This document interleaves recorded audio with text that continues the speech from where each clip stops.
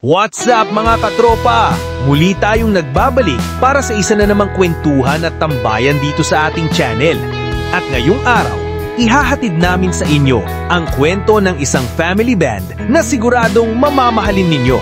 Sila ang bandang Mission Souls mula mismo sa Talisay, Cebu. Sometimes I wonder how I'd ever make it through this world without having you. I just wouldn't have a clue. Sometimes I wanna give up, wanna give in, I wanna quit the fight. Everything's alright when I see you smile. I can face the world.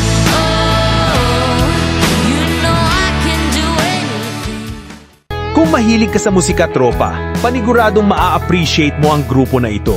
Kasi isipin mo, hindi lang basta banda ang Mission Souls, sila ay pamilya. Oo, tama ang narinig mo, family band na kumpleto sa lahat ng instrumento at talento. Mula sa kanilang mga magulang na sina Daddy Sikan at Mommy Shayna, hanggang sa kanilang mga anak na naging haligi ng banda, lahat sila ay may kanya-kanyang papel at husay na dala sa entablado. Simulan natin kay Ice, ang drummer ng banda. Isa siyang certified beast sa drum set dahil kada palo niya, damang-dama mo ang groove at lakas ng kanilang tugtugan. Siya yung tipong drummer na hindi lang background, kundi nagdadala ng energy ng buong banda. Pagdating naman sa gitara, tropa, ibang klaseng talento meron si Neisha. Siya ang tinatawag na guitar genius ng banda. Sa bawat adlib at riff niya, siguradong mapapatingin ka at mapapahanga. Para bang ipinanganak siya para hawakan ng gitara. At syempre, hindi mawawala si Stacy na may napakaganda at malamyos na boses. Siya yung nagbibigay ng kulay sa bawat kanta ng Mission Souls, kaya kapag siya ang kumanta, masasabi mong kumpleto ang emosyon ng musika.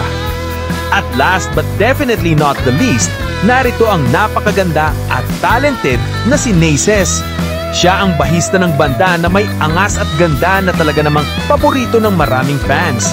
Sa bawat tugtog ng bass, ramdam mo yung groove at syempre, hindi rin matatawaran ang kanyang stage presence. Pero hindi magiging solid ang Mission Souls kung wala ang mga haligi ng pamilya, sina Daddy Sikan at Mommy Shayna. Sila ang nagbigay inspirasyon at suporta sa kanilang mga anak para ipagpatuloy ang pagmamahal sa musika. Kumbaga, sila ang puso ng banda.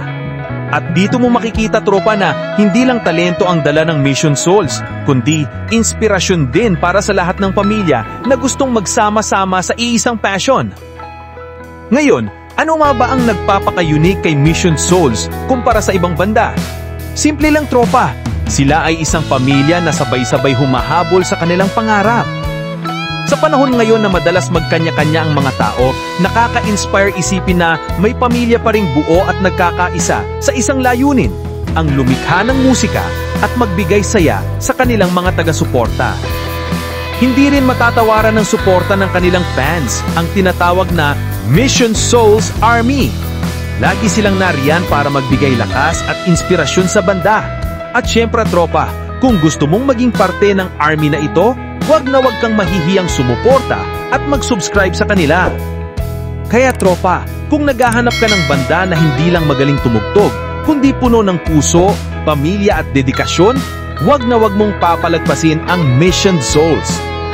Suportahan natin sila sa kanilang official channel, pati na rin sa Mission Souls Army, at syempre, huwag mo rin kalimutang mag-subscribe dito sa ating munting channel para mas marami pa tayong kwentuhan at tambayan. Maraming salamat mga kapropa! Kita-kits ulit sa susunod na episode. Peace out!